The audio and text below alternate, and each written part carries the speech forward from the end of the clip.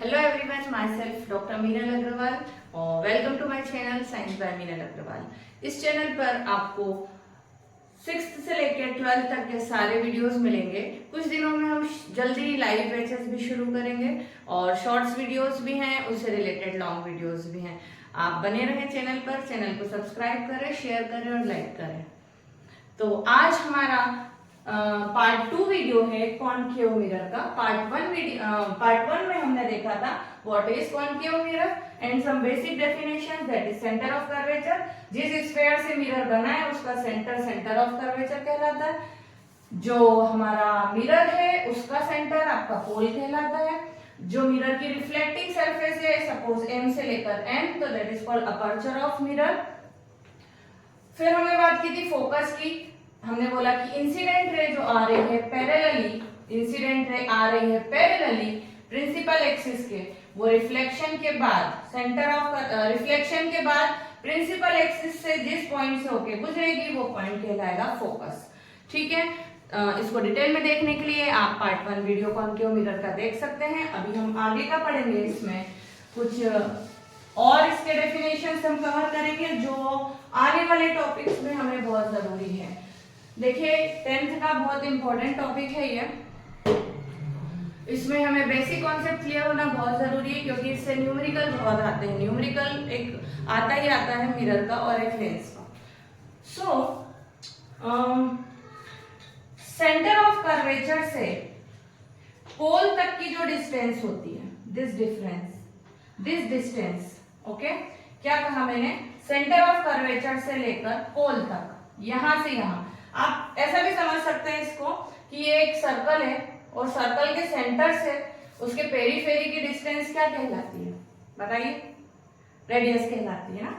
ठीक है, सो यहां पर भी ये जो डिस्टेंस है रेडियस ही है, इसलिए यहां भी ये कहलाएगी radius of curvature, R, radius of curvature.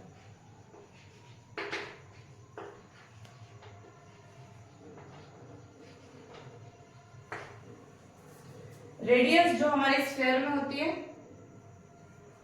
Centre से लेकर पोल तक की, वो कहलाती है रेडियस। तो यहाँ भी रेडियस ही है, बस उसमें आपको कर्वेचर जोड़ देना है। तो C से लेकर P तक की जो डिस्टेंस है that is called radius of curvature, R से डिनोट करेंगे। Now the distance from focus to pole, this is focus से पोल तक की जो डिस्टेंस है, ठीक है, इसे डिनोट करते हैं स्मॉल f से, small f, and it is called focal length.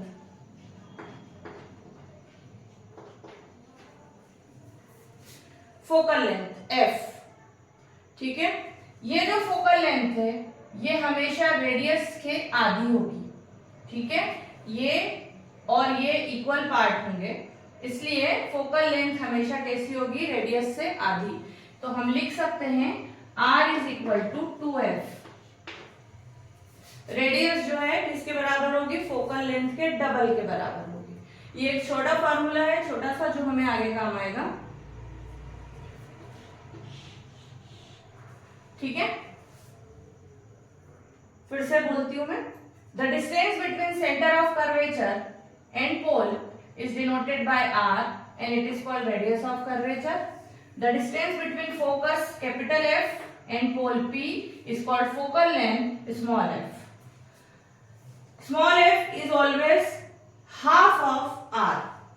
ठीक है, ये आप बोल सकते हैं R is equals to double of F. Clear? Okay. Now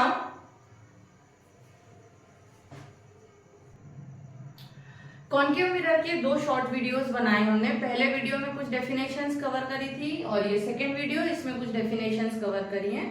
इसके पार्ट 3 में हम आगे का पढ़ेंगे, जिसमें हम ऑब्जेक्ट कैसे होता है, इमेज क्या होती है और अलग अलग केसेस हैं, ऑब्जेक्ट कहाँ रखेंगे तो इमेज कहाँ बनेगी, कुछ रूल हैं, कुछ इमेज फॉर्मेशन के बेसिक रूल्स हैं, वो पढ़ेंगे हम।